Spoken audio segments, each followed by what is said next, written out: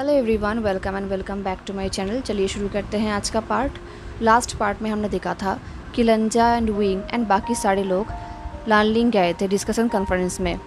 And thankfully लंजा को किसी ने पहचाना नहीं था, स्पेशली मेंग्याओ ने। उसने स्माइल के साथ सबको वेलकम किया। एंड तभी लंजा का सामना हुआ अपने भाई जेबुचुन से, जिसे लंजा बहुत साल बाद देख रहा था। एंड जेबुचुन भी बार बार मोशनु को ही देख रहे थे। उन्हें खुद पता नहीं था कि वो ऐसा क्यों कर रहे थे। एंड देन विंग तो लंजा के साथ था ही प्रोटेक्ट करने के लिए। एंड जब डिस्कशन कॉन्फ्रेंस चल रहा था तब लंजा को विंग बाहर लेकर आया था लोटस पॉन्ड के पास, वही लोटस पॉन्ड जो जिन जिशुआन ने जियान याली के लिए बनाया था। एंड विंग ने प्रॉमिस किया कि वो लंजा के लिए लोटस पियर में एक रैबिट का हज बनाएगा। ये सुनकर लंजा को बहुत अच्छा लग रहा था। एंड वो ऑलमोस्ट उसके सॉन्ग का नाम बोलने ही वाला था, तभी वहाँ पर निये मिंगजुए एंड निये हुसैन आ गया इस मोमेंट को बिगाड़ने के लिए। एंड देन वो लोग निये हुसैन के रूम पे गए, क्योंकि आज वो लोग मेंग्याओ के खिलाफ प्रूफ ढूंढने वाले थे कि मेंग्याओ ने चिंसू को कैसे मारा है एंड चिंसू का हेड कहाँ पर है। इस प्लानिंग में निये हुसैन एंड निये मिंगजुए भी था। लंजा ने पेपरमैन तलिस्मान एक्टिवेट किया एंड वो उसके अंदर चला गया।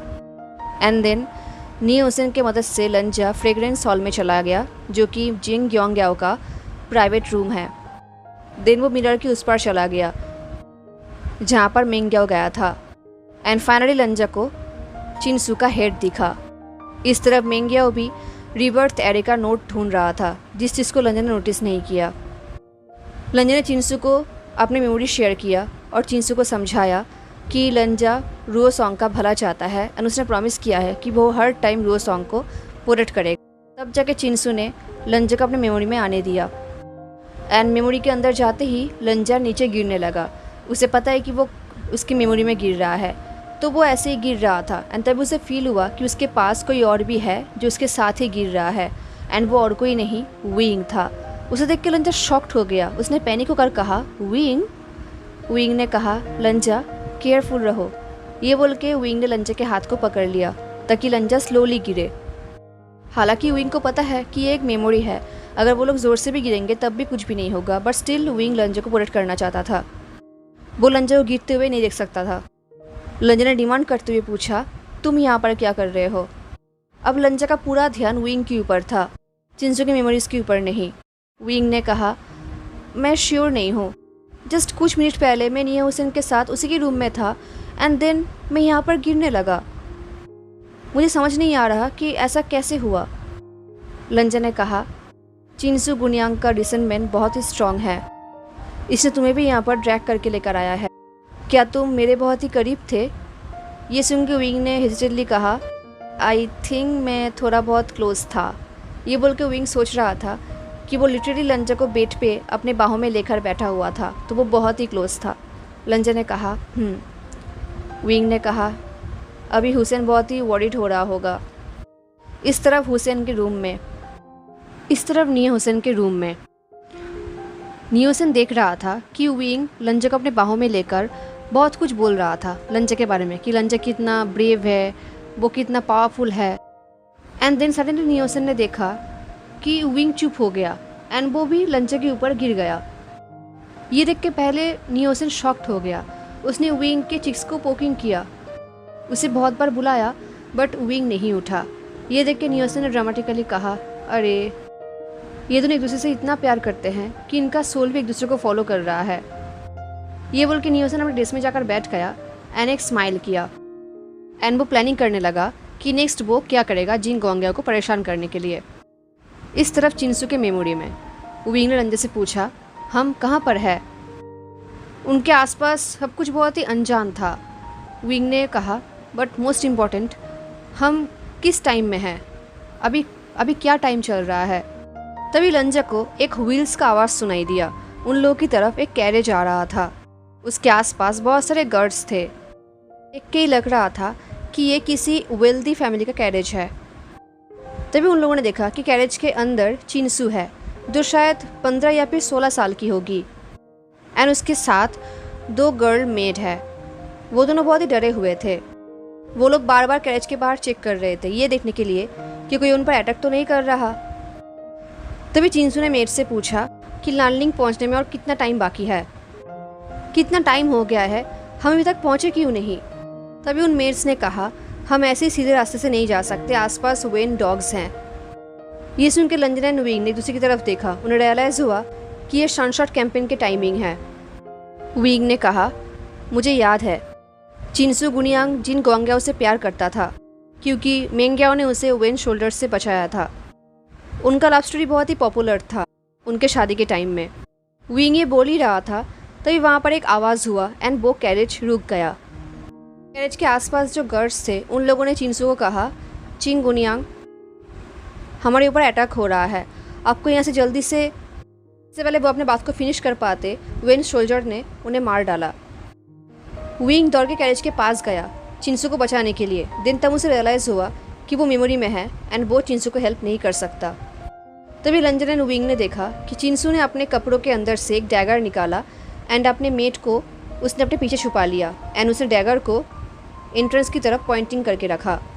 लंजा देख पा रहा था कि चिंसू डरी हुई है बट स्टिल वो प्राउडली वहाँ पर खड़ी है वॉर करने के लिए, फाइट करने के लिए। लंजा समझ सकता था कि चिंसू एंटायरली हेल्पलेस नहीं है। वो वेन सोल्जर्स कैरेज के बाहर खड़े थे एंड अंदर बैठे लेडीज़ को टोंट कर रहे थे, थ्रेट दे रहे थे। इससे पहले चिंसू कैरेज के बाहर आती, सडनली वहाँ पर एक आवाज़ हुआ। ये आवाज़ सुनते ही चिंसू कैरेज के अंदर ही रह गई अपने मेट के साथ। तभी किसी ने बाहर से कहा, क्या यहाँ पर कोई सर्वाइवर्स है? तभी किसी और वॉइस ने कहा, जनरल मैं चेक करके आता हूँ। इन वॉइसों को लंजा एंड विंग पहचान गए। उन लोगों ने दूसरे की तरफ देखा। ये वॉइस जिन गुआंग्याओ मेंग्याओ का था जिसने कैरेज का दरवाज़ा खोला एंड कैरेज के अंदर चिंसू दरवाजे की तरफ डैगर पॉइंटिंग करके खड़ी थी। ये देख के मेंग्याओ ने कहा, नहीं, यहाँ पर कोई सर्वाइवर्स नहीं है। ये सुन के चिंसू सरप्राइज्ड हो गई। उसे लगा था कि शायद ये उसे खींच के बाहर लेकर जाएगा बट ये तो उसका मदद कर रहा था। तब उस जनरल ने मेंग्याओ से कहा, सारे बॉडीज़ को क्लियर कर लो एंड इस कैरेज को जला दो एंड देन हम कोइजू जाएंगे।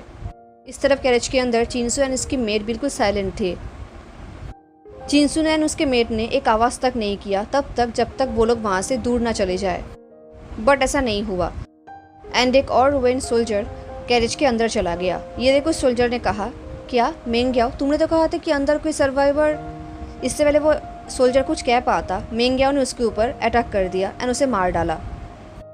इस तरफ चिंसू और भी अलर्ट हो गई। वो पैनिक होकर सिर्फ मेंग्याओ को ही देखने लगी। ये देख के मेंग्याओ ने कहा, हमें माफ़ करना लेडीज़, हमने आपको डराया है।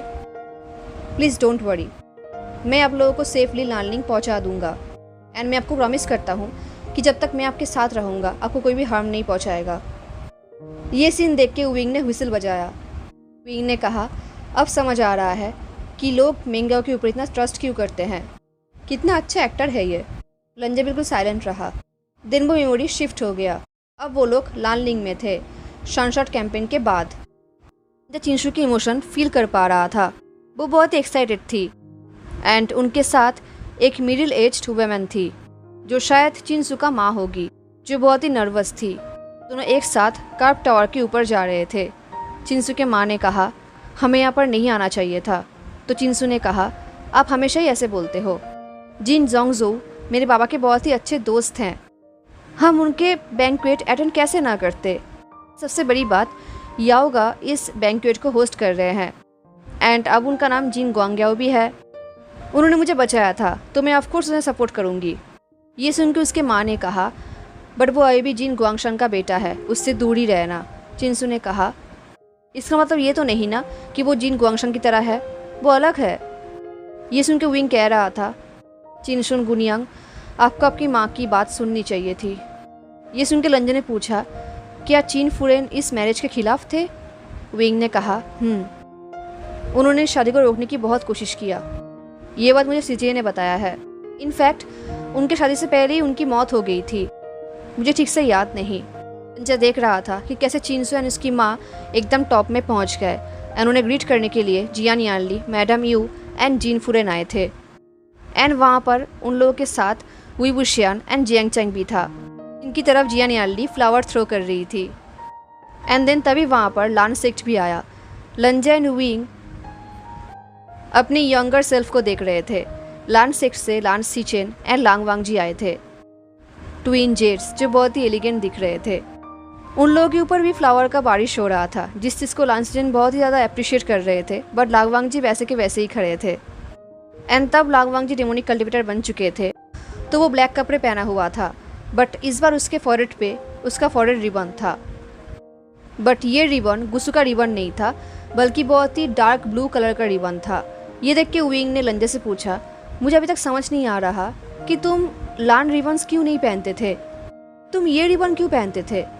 लंजे ने सॉफ्टली कहा, मैं अपने खोए हुए रिबन को रिप्लेस नहीं करना चाहता था, एंड तब मुझे पता था कि अब मैं गुसुलान का मेंबर नहीं हूँ, मैं गुसुलान का पार्ट नहीं हूँ, इसलिए नहीं पहनता था। ये बोलते हुए लंजा अपनी यंगर सेल्फ एंड अपने भाई को देख रहा था। वो दोनों एक साथ खड़े थे ब्यूटीफुली। इस तरह विंग को देखकर लग रहा था कि वो कुछ बोलना चाहता था, पर वो बोल नहीं पा रहा था। विंग ने कहा, लंजा, पर इससे पहले विंग कुछ कह पाता, चीन फुरेन ने डिमांड करते हुए कहा, बाहर हो क्या रहा है। अब ये सीन वहाँ का था जहाँ पर चिन सू एंड उसकी माँ एक रूम में बंद थे, एंड उनके रूम के बाहर जिन डिसिपल्स गार्ड दे रहे थे, उन्हें रूम के बाहर नहीं आने दे रहे थे।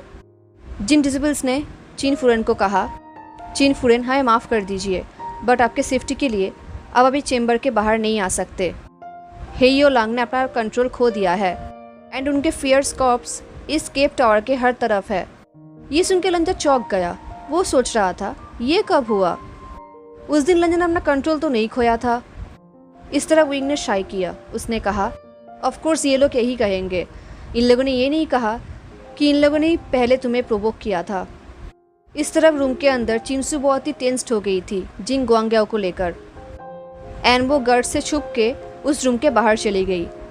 मैडम चिन्नू से रोकने की कोशिश किया, बट चिंसू नहीं रोकी। इस तरफ लंजन एंड विंग ने भी चिंसू को फॉलो किया। चिंसू कॉरिडोर्स के बाहर जा रही थी, एंड फाइनली उसे जिन गुआंग्याओ मिला जो मेन हॉल की तरफ जा रहा था।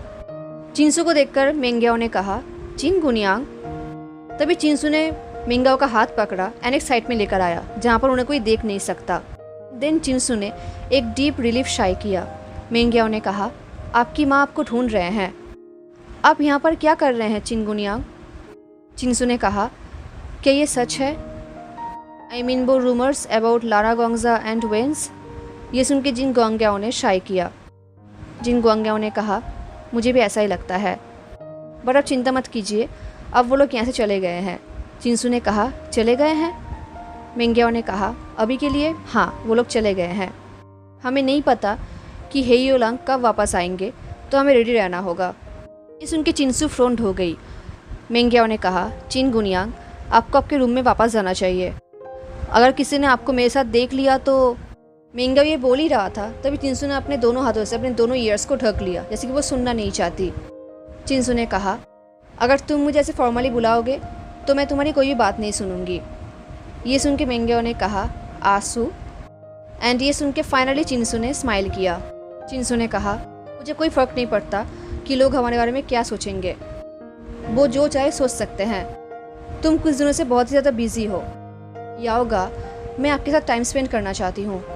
ये सुन के मेंग्याओ ने कहा, बट मुझे फ़र्क पड़ता है, मुझे इस बात से फ़र्क पड़ता है कि लोग आपके बारे में क्या सोचेंगे। ये सुन के चिंसू फ्रोंट हो गई। चिंसू ने कहा, एंड अगर हमने सबके सामने अनाउंस कर दिया कि हम शादी करना चाहते हैं, देन कोई भी कुछ भी नहीं कहेगा। क्या तुमने अपने बाबा से बात की। ये सुन के जिन गुआंग्याओ ने एक अप्रोचेटिकली लुक दिया। मेंग्याओ ने कहा, मुझे माफ़ करना आंसू, अभी बाबा बहुत ही बिजी है, अभी उनके पास मेरे शादी का टाइम नहीं है। ये सुन के चिंसू ने कहा, बट आपका भाई एंड जियान गुनियांग का तो एंगेजमेंट हो रहा है ना, आओ, मुझसे झूठ मत बोलना। ये सुन के मेंग्याओ का स्माइल गायब हो गया। उसने सॉफ्टली कहा, मेरा भाई नाजायज़ औलाद नहीं है। ये सुन के चिंसू कुछ टाइम के लिए चुप हो गई। देन चिंसू ने कहा, मैं अपने पापा से बात करूंगी, अगर जिन जोंगजो आपको हेल्प नहीं करेंगे तो मेरे बाबा आपको हेल्प करेंगे इस शादी में। ये सुन के जिन गुआंग्याओ चुप हो गया। देन कुछ टाइम बाद मेंग्याओ ने कहा, आंसू, तुम एक सेक्ट लीडर का डॉटर हो, क्या तुम्हारे बाबा ये नहीं चाहेंगे कि तुम किसी बड़े सेक्ट में शादी करो। चिंसू ने कहा, बड़े सेक्ट में, तुम जिन गुआंग्याओ हो, जिन गुआंगशान का बेटा, दो ग्रेट सेक्ट के strong brothers, and most importantly तुम लियन फांग जून हो, इस वॉर का हीरो जिसने वेन रोहान को मारा था, जिसकी वजह से आज हम सब लोग जिंदा हैं। तो तुम बहुत ही बड़े पोजीशन में हो, तुम अपने भाई से कम नहीं हो। ये सुन के मेंग्याओ बिल्कुल फ्रॉन्ट हो गया एंड वो थोड़ा बहुत नर्वस दिख रहा था। मेंग्याओ ने कहा, आशु तुम्हें अच्छे से पता है कि लोग मेरे बारे में क्या सोचते हैं। चिंसू ने कहा, तुम्हारे माँ की वजह से, राइट? तुम्हारी माँ बहुत ही स्ट्रॉन्ग वुमेन थी जिसने अकेले सिंगल हैंडेडली अपने बेटे को एजुकेटेड एंड कैपेबल बनाया है। अगर मैं उनकी बहू हुई तो मुझे बहुत ही गर्व फील होगा एंड मुझे कोई भी रिग्रेट फील नहीं होगा। एंड अगर बाकी लोगों का अलग ओपिनियंस है तो मुझे कोई फ़र्क नहीं पड़ता। ये सुन के मेंग्याओ शॉक्ड हो गया। उसके आइज़ में जेन्युइनली एडोरेशन एंड लव था। लंजा को समझ नहीं आ रहा था कि इसके बाद भी मेंग्याओ ऐसा कैसे कर सकता है, वो कैसे अपनी वाइफ को मार सकता है। देन फिर से ये मेमोरी शिफ्ट हुआ। इस मेमोरी में चिंसू हर टाइम जिंग ग्वांग्याओ के साथ सीक्रेटली मिलती रहती थी जब भी उन्हें चांस मिलता था। इस तरफ जब भी चिंसू अपने शादी की बात करती थी उसकी माँ बहुत ही डिस्ट्रेस हो जाती थी। ये देख के विंग ने कहा, चिन फुरेन को जिंग ग्वांग्याओ का बैकग्राउंड पसंद नहीं था एंड शायद इसलिए ही वो। तभी लंजा ने कहा, नहीं, वो बहुत ही डरी हुई दिख रही हैं। बट उन लोगों को समझ नहीं आ रहा था कि चिंसू की माँ किससे डरी हुई हैं। फिर से मेमोरी शिफ्ट हुआ। अब वो लोग नानलिंग में थे। आज जिनलिंग का 100th डे सेलिब्रेशन था। सब लोग बहुत ही बिजी थे। तभी चिंसू ने जिन ग्वांग्याओ को एक साइड में खींच के लेकर गई जहाँ पर उन्हें कोई भी नहीं देख सकता। ये देख के मेंग्याओ शॉक्ड हो गया। उसने कहा, आशु ये बहुत ही इनअप्रोप्रिएट है, अगर किसी ने हमें देख लिया तो? तभी चिंसू ने कहा, क्यों, क्या याओगा मेरा वर्च्यू स्टील करने वाले हैं? ये बोल के चिंसू हंसने लगी। तभी मेंग्याओ ने कहा, मेरे बाबा हमें हेल्प करने के लिए राज़ी नहीं हैं एंड मुझे नहीं लगता कि तुम्हारी बाबा भी इस शादी को मंजूरी देंगे।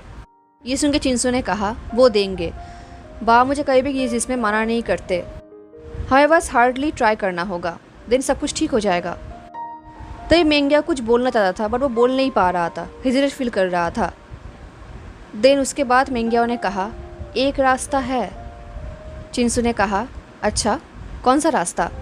मेंग्याओ ने कहा, अगर हमने ये रास्ता चूज़ किया तो हम में से किसी के भी फादर इस शादी को मना नहीं करेंगे। इस तरफ ये सुन के विंग ग्रोन कर उठा, जैसे कि उसे समझ में आ गया है कि मेंग्याओ क्या करने की बात कर रहा है। इस तरफ लंजा फ्रॉन्ट हो गया था, कन्फ्यूज्ड हो गया था। उसे समझ में नहीं आ रहा था कि विंग ऐसा रिएक्ट क्यों कर रहा है। एंड देन जब उसने मेंग्याओ की बात सुनी तब लंजा को रियलाइज़ हुआ कि विंग ऐसा रिएक्ट क्यों कर रहा था। मेंग्याओ ने कहा, आज रात कर्व टावर के आउटसाइड में मुझसे मिलना, वहाँ पर एक छोटा सा कॉटेज है जहाँ पर कोई भी नहीं जाता। ये सुन के चिंसू का स्माइल गायब हो गया। चिंसू ने कहा, आपका मतलब याओगा, हम शादी से पहले ऐसे कैसे मिल सकते हैं, हम ये सब कैसे कर सकते हैं? तभी मेंग्याओ ने कहा, आशु मेरे दिल में हम लोग ऑलरेडी मैरिड हैं एंड अगर हमने ऐसा किया तभी हम दोनों एक हो पाएंगे, अदरवाइज़ कोई भी हमारी शादी में राज़ी नहीं होगा। बट अगर तुम नहीं चाहते हो तो? तभी चिंसू ने कहा, नहीं, ऑफ कोर्स ऐसी बात नहीं है याओगा, अगर आपको लगता है कि इससे ही काम हो जाएगा देन हम ऐसे ही करेंगे, मैं वहाँ पर पहुँच जाऊँगी। एंड देन मेमोरी शिफ्ट हो गया एंड इसके लिए रंजा थैंकफुल है। वो ऑफ कोर्स मेंग्याओ का रोमांटिक नाइट नहीं देखना चाहता था। इस मेमोरी में चिंसू एंड मेंग्याओ का शादी का डेट अनाउंस हो गया एंड चिंसू बहुत ही हैप्पी हो गई। वो इतना हैप्पी थी कि उसने अपने माँ के फियर को नोटिस तक नहीं किया। मैडम चिन ने बहुत ही कोशिश की थी चिंसू को मनाने की ताकि वो ये शादी ना करे, बट चिंसू सुन नहीं रही थी एंड शादी का डेट पास आ रहा था। एंड उनके शादी के एक हफ्ते पहले चिंसू को रियलाइज़ हुआ कि वो प्रेग्नेंट है। वो कहीं ना कहीं नर्वस तो था बट वो बहुत ही एक्साइटेड भी था। उसका चाइल्ड होने वाला है, वो बहुत ही हैप्पी था। उसने ये न्यूज़ एक्साइटेडली जिंग ग्वांग्याओ के साथ शेयर किया जब वो लाओलिंग आया था चिंसू से बात करने के लिए। चिंसू ने ये बात उसे कहा बट मेंग्याओ उतना एक्साइटेड नहीं था। ये देख के चिंसू ने कहा, याओगा आप एक्साइटेड नहीं लग रहे हैं। मेंग्याओ ने कहा, मैं एक्साइटेड हूँ, मैं बहुत ही हैप्पी हूँ, बट मैं थोड़ा सा नर्वस भी हूँ। आई मीन मैं फादर बनने वाला हूँ ना, इसलिए। चिंसू ने कहा, डोंट वरी याओगा, आप दुनिया के बेस्ट फादर बनोगे, आई एम श्योर। वैसे आप मुझे कुछ बोलने वाले थे ना? तभी मेंग्याओ ने कहा, नहीं कुछ नहीं, मैं बस तुम्हें शादी से पहले देखना चाहता था। फाइनली शादी का दिन आ गया। चिंसू रेडी होके मिरर के सामने खड़ी थी। उसने बहुत ही एक्सपेंसिव कपड़े एंड ज्वेलरी पहनी थी।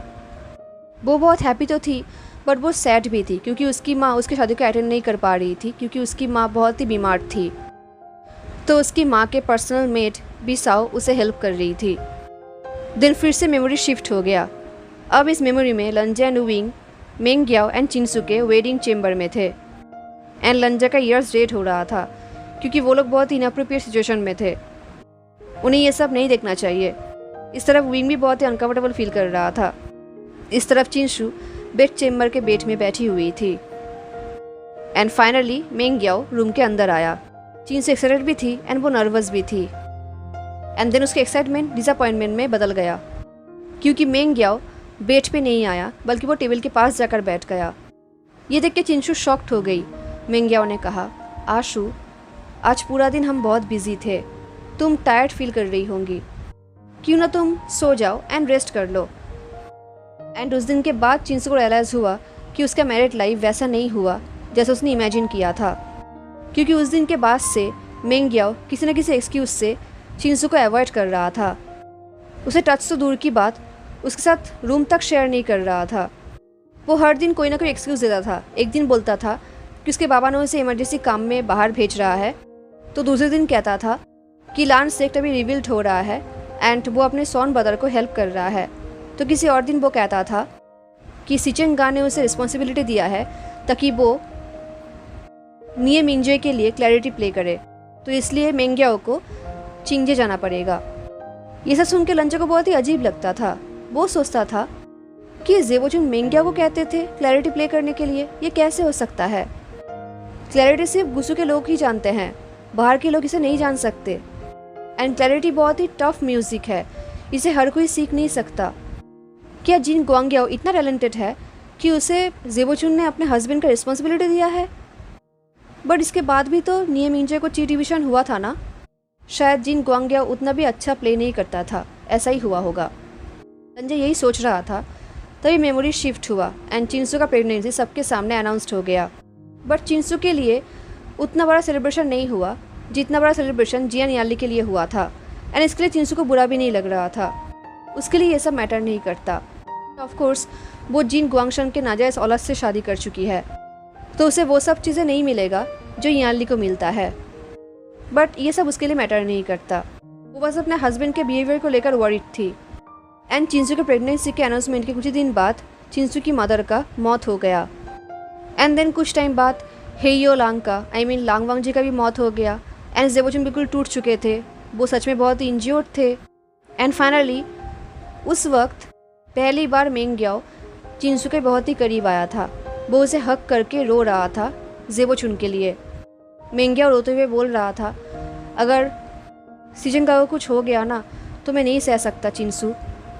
ये सीन देखते हुए लंचा को बहुत ही अनकंफर्टेबल फील हो रहा था क्योंकि जिन गुआंग्याओ जेन्युइनली उसके भाई के लिए केयर करता था, लव करता था, but in different way. And शायद इसलिए ज़ेबोचुन कहीं भी मेंग्याओ का कोई भी गलती देख नहीं पाते। इस तरफ चिंसू अपने हस्बैंड कैसे देखकर उसे बुरा तो लग रहा था, बट कहीं ना कहीं उसे बहुत ही जेलसी भी फील हो रहा था। वो ज़ेबोचुन से जेलस थे क्योंकि उसका हस्बैंड उसको छोड़कर ज़ेबोचुन के लिए इतना केयर करते हैं। देन कहीं ना कहीं चिंसू को गिल्टी भी फील हो रहा था। उसे ये देख के गिल्टी फील हो रहा था कि ज़ेबोचुन का हालत अभी बहुत ही ख़राब है एंड शायद मेंग्याओ का ऐसा रिएक्ट करना नॉर्मल है। चिंसू कुछ ज़्यादा ही सोच रही है। देन चिंसू का डिलीवरी टाइम आ रहा था एंड डॉक्टर ने कह दिया था कि उसका प्रेगनेंसी बहुत ही कॉम्प्लिकेटेड है, या तो वो बेबी बचेगा या तो चिंसू। एंड अभी चिंसू अपने प्रेगनेंसी के लास्ट स्टेज में था एंड आज चिंसू डिलीवरी करने वाली थी। एंड उसका डिलीवरी लंजा एंड विंग देख रहे थे एंड उसका पेन देख के लंजा एंड विंग दोनों ही फ्लिंच कर उठे। उन्हें भी बहुत ही बुरा लग रहा था क्योंकि चिंसू अनबियरेबल पेन सह रही थी। सच में एक मदर के अंदर कितना स्ट्रेंथ होता है जो वो ये पेन बियर कर लेती है। ये देख के विंग ने कहा, जो कोई भी कहता है ना कि लेडीज़ वीक होते हैं, उन लोगों को सच में कुछ भी नहीं पता। वो लोग इस अर्थ के लिए एक वेस्ट हैं। इस तरफ चिंसू पेन में चिल्ला रही थी एंड इस तरफ लंजा एंड विंग कांप रहे थे। फाइनली एक हेल्दी बेबी ने जन्म लिया एंड चिंसू एंड बेबी दोनों ही बच गए। एंड उस दिन चिंसू ने प्रॉमिस किया कि चाहे कुछ भी क्यों ना हो जाए वो अपने बेबी को बहुत प्यार करेगी एंड प्रोटेक्ट करेगी। ये देख के लंजो को अंदर अंदर बहुत ही बुरा लग रहा था। उसे ये सोच के बुरा लग रहा था कि चिंसू को ये मौका भी नहीं मिला अपने बेटे को बड़े होते हुए देखने का। अब चिंसू के पास उसका चाइल्ड था, तो अब चिंसू का पूरा फोकस उस चाइल्ड के ऊपर था, अपने हस्बैंड के ऊपर नहीं। वो अपने हस्बैंड से डिस्ट्रैक्ट हो चुकी थी एंड चिंसू हमेशा अपने बेटे के साथ ही रहती थी। वो किसी के भी ऊपर ट्रस्ट नहीं कर पाती थी, बट थैंकफुली यानली उसके साथ थी एंड यानली रुओशोंग को अपने बेटे की तरह ही ट्रीट किया करती थी। तो चिंसू अब यानली के ऊपर बिलीव करती थी। जिनलिंग रुओशोंग से बड़ा है तो वो उसका बड़ा भाई है जो हमेशा अपने भाई को बुलिस से बचाता था। उनका लाइफ पीसफुली चल रहा था। देन एक दिन खबर आया कि नियम मिंगजे को ची डिवीजन हो गया है एंड देन जिन ग्वांगशन का एक्सीडेंट हुआ। Then uncle Jiang and madam Yu का डेथ हो गया एंड देन जिन ग्वांगशन का डेथ हो गया। सब कुछ जैसे एक साथ हो गया एंड इसके वजह से चिंसू के हस्बैंड मेंग ग्याओ को सेग लीडर बनाया गया एंड उसके बाद चीफ कल्टिवेटर बनाया गया। इसके लिए चिंसू प्राउड फील कर रही थी एंड उसके हस्बैंड के हैप्पीनेस से चिंसू को हैप्पी भी फील हो रहा था, बट कहीं ना कहीं चिंसू को बहुत ही अनइजी फील हो रही थी। देन एक दिन चिंसू ने कुछ डिसिपल्स का गॉसिप सुना एंड तब उसे रियलाइज हुआ कि उसे अनइजी क्यों फील हो रहा है। वो डिसिपल्स कह रहे थे लिफांगजुन कितना लकी है ना, उन्हें कितनी जल्दी इतने सारे पावर्स मिल गए। तभी किसी और ने कहा हाँ, क्योंकि एक ही टाइम में बहुत सारे लोग मारे गए एंड जिन जिशन का भी एक्सीडेंट हो गया, वो इंजर्ड हो गया। इसकी वजह से उन्हें इतना पावर मिला है, अदरवाइज उन्हें इतना पावर कभी भी नहीं मिलता। चाहे वो कितना भी टैलेंटेड क्यों ना हो, वो एक नाजायज़ औलाद हैं। ये सब सुन के चिंसू को बहुत ही गुस्सा आया एंड चिंसू ने उन लोगों को पनिशमेंट दिया, बट कहीं ना कहीं चिंसू को ये सब बातें बहुत ही चुप रही थी। ऐसी बात नहीं है कि वो अपने हस्बैंड को सपोर्ट नहीं करना चाहती, बट कहीं ना कहीं उसे बहुत ही अजीब लग रहा था। वो जानती है कि उसका पति बहुत ही अच्छा इंसान है एंड वो ये सब बदनाम डिजर्व नहीं करते।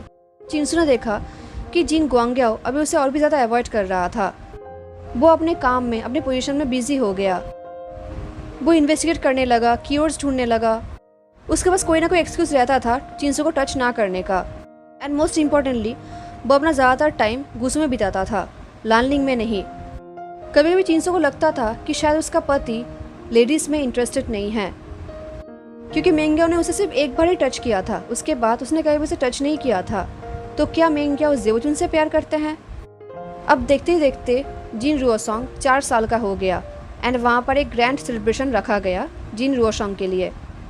एंड उसी दिन रात को जिन रुओसोंग को पॉइजन किया गया। पॉइजन जिन रुओसोंग को देखकर लंजो को बहुत बुरा लग रहा था। उसे अंदर ही अंदर बहुत ही पेन हो रहा था। वो सच में रुओसोंग के लिए बहुत ही केयर करता है एंड वो उसे पेन में नहीं देख सकता। एंड उस दिन के बाद से चिंसू रुओसोंग के लिए एक शैडो की तरह बन गई। वो हमेशा रुओसोंग के साथ ही रहती थी, एक पल के लिए भी अपनी आंखों से दूर नहीं करती थी। चिंसू के अंदर हमेशा ये डर रहता था कि अगर वो सो गई तो शायद उसका सन उसके पास से गायब हो जाएगी, तब वो क्या करेंगी। इस तरफ रुओसोंग अभी भी क्योर हो रहा था, उसका ट्रीटमेंट अभी भी चल रहा था। ये देख के विंग ने कहा वो ऑलमोस्ट 1 महीने तक ऐसा ही था। सीजे तो हर टाइम रोती थी। एक बार तो डॉक्टर ने कह दिया था कि रुओसोंग बच नहीं पाएगा एंड देन फाइनली डॉक्टर ने डिक्लेयर कर दिया कि रुओसोंग अभी आउट ऑफ डेंजर है। एंड फाइनली चिंसू को रिलीफ फील हुआ, सेम एज यानली। वो अपने हस्बैंड के पास दौड़ के गई ये न्यूज़ देने के लिए कि उनका बेटा अभी आउट ऑफ डेंजर है एंड सब कुछ ठीक है। बट ये सुन के मेंग्याओ का रिएक्शन बहुत ही ऑफ हो गया था। उसका स्माइल गायब हो गया था, उसके फेस में डिसअपॉइंटमेंट था। ये देख के चिंसू बहुत ही गुस्सा हो गई थी। उसके अंदर बहुत सारे थॉट्स आ रहे थे, बट उसने इस चीज़ को इग्नोर किया। देन नेक्स्ट फ्यू मंथ्स चिंसू सिर्फ अपने बेटे के साथ ही थी, उसका ही टेक केयर कर रही थी। बट इतने सारे महीनों के बाद भी उस दिन उसने अपने पति के फेस में जो डिसअपॉइंटमेंट देखा था वो उसे भूल नहीं पा रही थी। एंड देन चिंसू कुछ और चीज़ें नोटिस करने लगी कि मेंग्याओ जिनली के साथ खेलता था, उसके साथ बातें करता था, उसे अप्रोच करता था, बट अपने बेटे को अवॉइड करता था।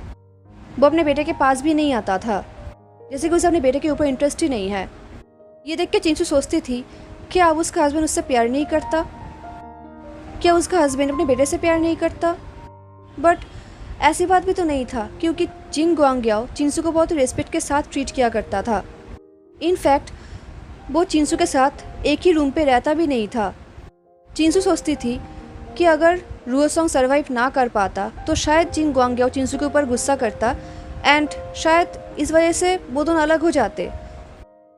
बट अभी तो रुओसोंग सर्वाइव कर गया है ना, तो अब उसके हस्बैंड को क्या प्रॉब्लम है? वो अब चिंसू के पास क्यों नहीं आता? इनफैक्ट मिंग्याओ ने क्लियरली बता दिया था कि वो चिंसू को टच नहीं करेगा। ये चीज़ चिंसू को बहुत ही डिस्कम्फर्ट दे रहा था। चिंसू देख रहा था कि उसका हस्बैंड किसी और वुमेन के साथ भी नहीं है, वो ब्रोथल पर भी नहीं जाता था और वो चिंसू के पास भी नहीं आता था। एंड देन चिंसू को लगा कि शायद अब उसका हस्बैंड अभी फिजिकल इंटीमेसी में इंटरेस्टेड नहीं है। एंड ऐसा होता भी है, ये कॉमन है एंड इससे चिंसू को प्रॉब्लम भी नहीं है, वो इस चीज़ को एक्सेप्ट कर सकती है। बट कहीं ना कहीं चिंसू को लग रहा था कि वो सही नहीं सोच रही है। ये रीज़न चिंसू को कन्विंस नहीं कर पा रहा था। एंड देखते देखते जिन रुओसोंग 7 साल का हो गया। एंड देन एक दिन जिन रुओसोंग एंड जिन लिंग लोटस पॉन्ड में खेल रहे थे एंड वो दोनों ही भीग गए थे, उनके ऊपर मिट्टी लग गई थी। एंड तभी यार्लिन एंड चिंसू ने अपने बेटे को इस हालत में देखा एंड उन लोगों को बहुत अच्छा लगा, वो लोग हंसने लगे एंड वो दोनों एक साथ अपने बेटे को नहलाने लगे। एंड तभी यार्लिन ने जिन रुओसोंग के शोल्डर पे एक मोल देखा। ये देख के यार्लिन ने स्माइल किया। यार्लिन ने कहा, ये मोल। चिंसू ने कहा, हाँ इसे वो। तभी यार्लिन ने कहा, मैं जानती हूँ, इसे वो आया उसे मिला है। ये जिस सिर्फ रुओसोंग की ही नहीं, हर एक जिन मेंबर्स का है। हर एक जिन मेंबर्स के शोल्डर पे ये तिल रहता है। मेरे जिनलिंग का भी है एंड आशुआन का भी है। ये सुनते ही चिंसू बिल्कुल फ्रोज हो गई। वो बहुत ही पैनिक हो गई। उसने कहा, यार्ली जी मुझे कुछ काम है। I mean, मुझे अपने बेटे को मेडिसिन खिलाना है, तो मैं उसे लेकर जा रही हूँ रूम पे। यार्ली ने नोट किया। देन चिंसू रुओसोंग को लेकर रूम पे आ गई एंड दरवाज़ा बंद कर दिया। उसने रुओसोंग का कपड़े चेंज किया, उसे ठीक ठाक बैठा दिया एंड देन चिंसू स्क्रीन के इस पार आ गई, मिरर के सामने। एंड देन वो मिरर के सामने अपने कपड़े खोलने लगी। ये देख के लंजा बिल्कुल चौंक उठा। उसने अपने फेस को टर्न कर लिया, क्योंकि ऑफकोर्स वो लोग मेल है एंड चिंसू अपने कपड़े खोल रही थी, तो वो लोग ये नहीं देख सकते। तभी विंग ने कहा, लंजा वेट, देखो उसकी तरफ। तो फाइनली लंजा ने चिंसू की तरफ टर्न किया। चिंसू ने अपने पूरे कपड़े तो नहीं खोला था, उसने सिर्फ आउटर रोब को खोला था। लंजा को फिर भी एम्बेरस फील हो रहा था। एंड देन लंजा को रियलाइज हुआ कि चिंसू क्या कर रही है। चिंसू अपने शोल्डर को मिरर में देख रही थी एंड उसके शोल्डर पर भी एक मोल था, बिल्कुल जिन रुओसोंग की तरह, बिल्कुल same to same. And according to Jian Yanli, हर एक जीन्स के शोल्डर पे ये मोल रहता है। ये सोचते ही चिंसू पैनिक हो गई। उसने फिर से अपने कपड़े पहन लिया एंड वो वॉल पे लीन्ड हो गई। उसे कुछ समझ नहीं आ रहा था। वो सोच रहा था, ये तो कोइंसिडेंस भी हो सकता है ना, कि बहुत सारे लोगों को सेम मोल हो सकते हैं। बट स्टिल कहीं ना कहीं चिंसू ये बात मान नहीं पा रही थी। उसे कुछ भी समझ नहीं आ रहा था। इस तरफ स्क्रीन की इस पार्ट से जिन रुओसोंग रो रहा था अपने माँ को बुलाते हुए, तो चिंसू अपने बेटे के पास आई एंड उसे हक कर लिया। चिंसू ने कहा, इट्स ऑल राइट आसोंग, मैं बस डिस्ट्रैक्टेड हो गई थी। चिंसू सोच रही थी, अगर उसे सच जानना है तो सिर्फ एक ही इंसान है जो उसे सच बता सकती है। जिस दिन से रुओसोंग को पॉइजन किया गया था, उस दिन से चिंसू किसी के ऊपर भी बिलीव नहीं करती थी, सिवाय उसकी माँ का पर्सनल मेट बिसाओ के। बिसाओ ने ही चिंसू को बड़ा किया था, तो अपने बेटे के लिए चिंसू ने बिसाओ को ही बुलाया था। एंड अब बिसाओ लानलिंग में ही रहती थी उन लोगों के साथ। तो एक दिन चिंसू ने रुओसोंग को जल्दी सुला दिया एंड देन उसने बिसाओ को अपने पास बुलाया। देन चिंसू ने बिसाओ को रुओसोंग के शोल्डर का मोल दिखाया और कहा, तुम्हें ये मोल दिख रहा है ना? बिसाओ ने कहा, ऑफ कोर्स, आपका भी सेम मोल है। चिंसू ने कहा, एंड जिनलिंग का भी है। ये सुन के पहले बिसाओ कन्फ्यूज्ड हो गई एंड देन उन्हें रियलाइज़ हुआ। एंड जैसे उन्हें रियलाइज़ हुआ, वो चिंसू के सामने घुटनों पे बैठ गई एंड वो रोने लगी, माफ़ी मांगने लगी। एंड तभी चिंसू को पूरा सच पता चला, पूरा स्टोरी पता चला। एंड पूरा स्टोरी सुनते ही चिंसू शॉक्ड हो गई एंड वो फ्लोर पे बैठ गई। उसे रियलाइज़ हुआ कि जिन गुआंग्याओ सिर्फ उसका हस्बैंड नहीं है, वो उसका भाई है। रुओसोंग वहाँ पर सो रहा था तो इसलिए चिंसू चिल्ला नहीं पा रही थी, अदरवाइज़ वो बहुत चिल्लाती। इस तरफ विंग एंड लंजा। विंग ने कहा, अब हमें समझ में आ रहा है कि जिन गुआंग्याओ ने क्यों अपने बेटे को मारने की कोशिश की थी। इस तरफ लंजा सोच रहा था कि अब उसे समझ में आ रहा है कि चिंसू क्यों अपनी मेमोरी को शेयर नहीं करना चाहती थी। लंजा ने साइलेंटली चिंसू के स्पिरिट को रिएश्योर किया कि इस सीक्रेट के बारे में वो किसी को भी नहीं बताएगा। इस तरफ चिंसू ने कहा, विशाओ, मैं चाहती हूँ कि तुम आसोंग को उसके रूम पे लेकर जाओ एंड उसके साथ ही रहो। आज मुझे जिन जोंगजो से बात करनी है। उस रात जब जिन गुआंग्याओ अपने रूम पे वापस आया, चिंसू भी उसके रूम पे गई एंड हर दिन की तरह आज भी जिन गुआंग्याओ एक्सक्यूज़ बना रहा था एक साथ बेड शेयर ना करने का। बट अब चिंसू को पता है कि मेंग्या उसे टच क्यों नहीं कर रहा था। चिंसू ने कहा, बहुत हुआ, मुझसे झूठ बोलना बंद करो। मैं तुम्हारे झूठ से एंड एक्सक्यूज से थक चुकी हूँ। लाइफ में एक बार तो सच बोला करो। जिन गुआंग्याओ ने कहा, आंसू क्या बात है। मेंग्या बहुत ही इनोसेंट बिहेव कर रहा था एंड चिंसू को बिलीव नहीं हो रहा था कि मेंग्या के इस इनोसेंट लुक में चिंसू कितनी बार ट्रैप्ड हो गई थी। चिंसू ने कहा, जब मेरी माँ ने तुम्हें सच बताया था तो तुमने मुझे इन्फॉर्म क्यों नहीं किया था। ये सुन के मेंग्या का स्माइल गायब हो गया एंड वो वहाँ पर शॉक्ड हो गया। वो धीरे धीरे चिंसू के पास आया। उसने कहा, तो तुम्हें पता चल गया। चिंसू ने डिमांड करते हुए कहा, तुमने मुझे क्यों नहीं बताया था। मेंग्या ने कहा, आशु, जब मुझे पता चला तब तुम ऑलरेडी प्रेग्नेंट हो चुके थे एंड उस दिन के बाद से मैंने तुम्हें कहीं भी टच भी नहीं किया था। बट मैं तुम्हें डिस्ट्रेस नहीं करना चाहता था, इसलिए मैंने नहीं बताया था। आशु, तुम खुद बताओ, हम दोनों इतने सालों से मैरिड है, क्या मैंने कहीं भी तुम्हें मिसट्रीट किया है या फिर डिसरिस्पेक्ट किया है। ये सुन के चिंसू ने स्कॉफ किया। उसने अपने बॉडी से मेंग्याओ के हाथ को हटाने की कोशिश किया, बट मेंग्याओ ने चिंसू को अभी टाइटली पकड़ लिया।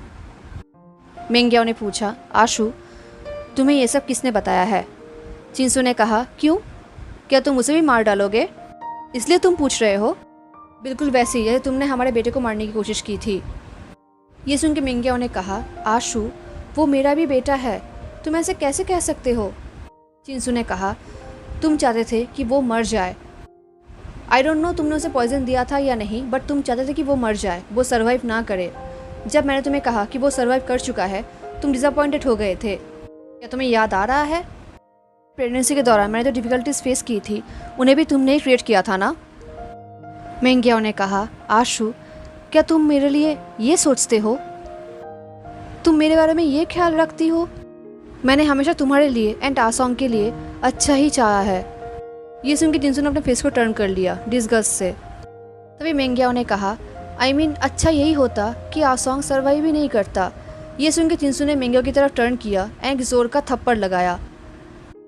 उसने चिल्लाते हुए कहा, तुम्हारी हिम्मत कैसी हुई जिन गुआंग्याओ, तुम फिर से कहिए मेरे बेटे के आसपास भी नहीं आना। मैं यहाँ से जा रही हूँ, सुबह होते ही मैं अपने बेटे को लेकर यहाँ से चली जाऊँगी। मेंग्याओ ने सॉफ्टली पूछा, तुम कहाँ जाओगी। चिंसू ने कहा, मुझे नहीं पता। ये बोल के चिंसू सोच रही थी कि वो अभी अपने घर नहीं जा सकती, उसके पास ये ऑप्शन नहीं रहा है। बट वो यहाँ पर भी नहीं रह सकती क्योंकि यहाँ पर उसके बेटे का डेंजर है, उसे यहाँ से जाना ही होगा। चिंसू ने कहा, मैं बस यही चाहती हूँ कि मैं एंड मेरा बेटा तुम्हारे झूठ से एंड तुमसे बहुत दूर चले जाए। तभी मेंग्याओ ने कहा, आसू, मैं तुम्हें ऐसा नहीं करने दे सकता, आई एम सॉरी। ये बोल के मेंग्याओ ने चिंसू के बॉडी को पैरालाइज कर दिया एंड देन वो चिंसू को लेकर मिरर के इस पार सीक्रेट रूम पे आ गया एंड एक चेयर पे जेंटली बैठा दिया एंड देन वो चिंसू के हेयर को ब्रश करने लगा। उसने कहा, मुझे माफ़ करना आंसू, मैं तुम्हें तब तक जाने नहीं दे सकता जब तक तुम मुझे ये ना बताओ कि तुम्हें ये सब किसने बताया है। एंड वैसे भी अगर मेरा वाइफ मेरे बेटे को लेकर यहाँ से चला गया तो ये अच्छा नहीं दिखेगा। ये बोल के जिन गुआंग्याओ ने एक एपोलॉजिटिकली फेस किया। इस तरफ चिंसू बहुत दिनों से मिरर के अंदर ट्रैप रह गई। मेंग्याओ ने सबको कहा कि चिंसू बीमार है तो वो किसी से मिल नहीं सकती।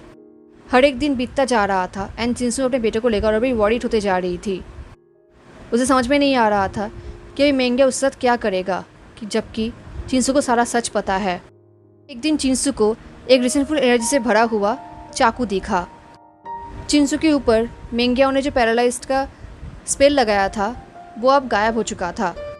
तो चिंसू हिल पा रही थी, तो चिंसू ने वो नाइफ़ अपने पास ही रख लिया।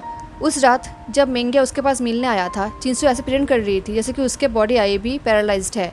एंड जैसे ही मेंग्या उसके पास आया, चिंसू ने उसके हाथ पे वो चाकू स्टैब कर दिया एंड वो मिरर रूम से भाग गई। वो सीधा अपने बेटे के रूम पे गई। ये देख के लंजा एंड विंग बिल्कुल फ्रोन्ड हो गए। विंग ने कहा, कुछ तो गलत बात है, कुछ तो हम मिस कर रहे हैं। लंजा ने नोट किया और कहा, वो बहुत ईजीली भाग गई, ऐसा नहीं हो सकता था। विंग ने पूछा, लंजा वो चाकू कितना डेंजरस था? लंजा ने उस चाकू को ऑब्जर्व किया। लंजा को रियलाइज़ हुआ कि उस चाकू ने चिंसू को भी इफ़ेक्ट किया है। लंजा ने कहा, ये कल्टीवेट करने के लिए तो इनफ नहीं है, बट ये किसी माइंड के साथ खेलने के लिए इनफ है। इस तरफ चिंसू अपने बेटे के रूम पे आया एंड उसने अपने बेटे को हक कर लिया। रुओसोंग ने कहा, माँ आप कहाँ थे, मैंने आपको बहुत मिस किया। ये बोल के रुओसोंग रोने लगा। चिंसू ने कहा, मैं जानता हूँ बेटा, मुझे माफ़ करना, बट अभी हमारे पास ज़्यादा टाइम नहीं है।